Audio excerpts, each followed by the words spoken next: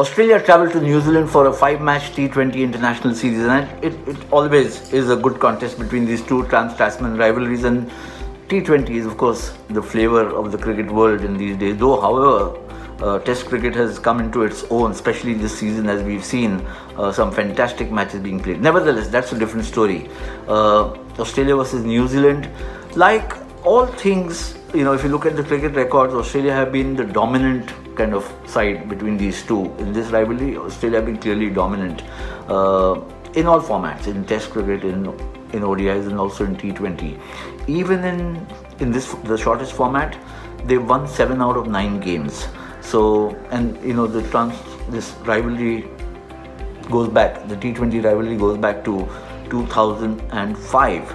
However, and now this is the little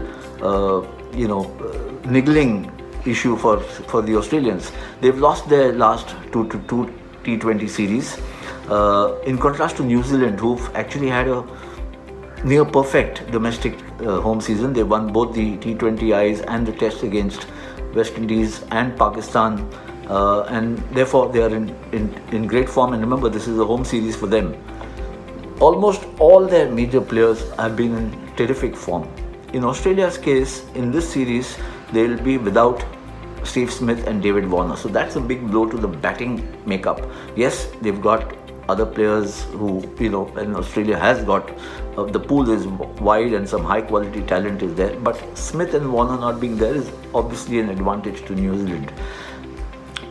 Australia will also look in their, what's in their favour is, of course, the form of players like Glenn Maxwell, Jai Richardson and Riley Meredith, all of whom performed extremely well in the Big Bash League, and of course they were stellar performers in the Indian Premier League auction, which just concluded the other day.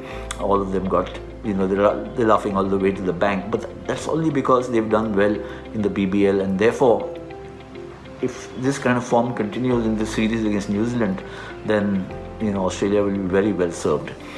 New Zealand have dropped Ross Taylor. That's a big decision this season from white ball cricket, and Guptill is still on standby. So Finn Allen and Devon Conway have been rewarded for their good show in the Super Bash or Super Smash, both with amongst the top run getters. Kane Williamson, I think the big issue, what really works to New Zealand's advantage playing at home is the form of their pace trio.